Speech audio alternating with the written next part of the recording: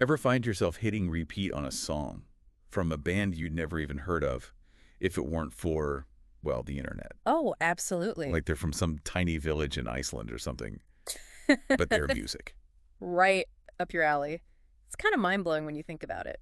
Yeah. That's what we're diving into today. How music went from these physical things, like you had to go to the store and everything, to Right. being the soundtrack of our lives. Yeah, totally. I'm your host, and with me to unpack all of this is Hi. we're looking at how technology's changed, not just how we listen to pop music, Mm-hmm. but who gets to enjoy it and what that even means for the music itself. Yeah, absolutely. So before we jump into things, gotta set the stage. Think back to the pre-internet days. Your musical world was a lot smaller then, wasn't it? Oh, yeah, for sure. Vinyl cassettes, Yes. CDs, Uh-huh. those were your options. Pretty much. You either coughed up what sometimes felt like a week's pay for it. Yeah. Or crossed your fingers that your local radio station, decided to be hip to what you were feeling. Exactly. And it's interesting because you hit the nail on the head there. It wasn't just about the technology itself, right? Right. It's about the whole culture. Yeah. It was about artists needing record deals, massive production budgets, radio play to reach any kind of audience. It was this whole system that really favored certain voices.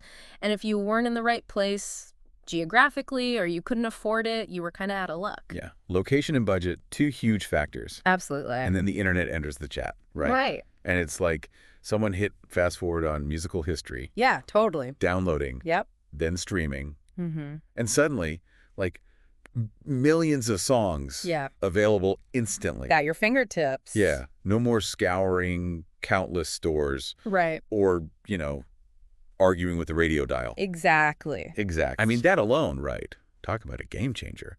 But it's actually way deeper than just convenience, isn't it? Oh, absolutely. This is where it gets really, really interesting, I think. Yeah. Because this completely reshaped who had access to music. So all those limitations we talked about. Right. Income, where you live, Right. even what was considered popular. Mm-hmm. Digital music basically said, hold my MP3 player. Right. This is what we're talking about when we say the democratization of access.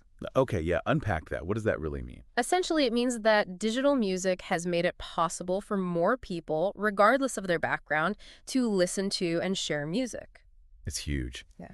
Are there any artists that come to mind who you think really benefited from this direct connection with fans who might not have made it in the old system? Oh, absolutely. I mean, think about artists like Billie Eilish or Lizzo, right? Yeah. Both of them initially gained massive followings online.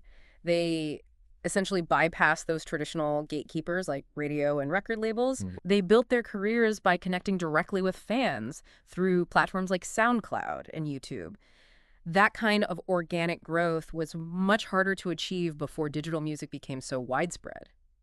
It's true, and it's so interesting how platforms like Spotify, Apple Music, YouTube Music, Right. they've practically become verbs. You know what I mean? Absolutely. Spotify this song, Right. YouTube that artist. It's wild. Yeah. It's incredible how they've made music so readily available, often for free or very little cost. And I imagine that accessibility has kind of ripple effects. Does it change what we consider pop music? Totally. Because more people listening means more diverse tastes being supported, Okay. right? It's not just a handful of execs in a boardroom deciding what everyone's going to listen to anymore. That's a good point. Yeah. So we've got more people listening than ever. But the big question is, are artists actually making more money?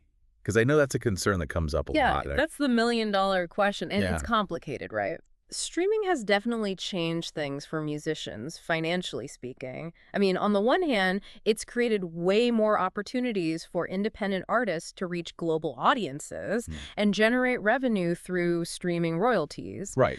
But on the other hand, those royalties are often way lower per stream than what artists were earning from physical sales or downloads. It's really like a trade-off then almost. Yeah, totally. And then there's the algorithm to think about, Oh, right. which adds a whole other layer to all of this. Okay, yeah. Tell me more about that. Well, think about like Spotify's Discover Weekly. Right. I mean, that thing analyzes your listening history and then compares it to millions of other users to try and suggest new music, Right. which is cool, but it can also create echo chambers where you're only exposed to more of what you already like. That's such a good point. It makes you wonder if we're really in control of our music discovery or if we're being kind of, I don't know, subtly guided by these algorithms. Yeah, it's a great question.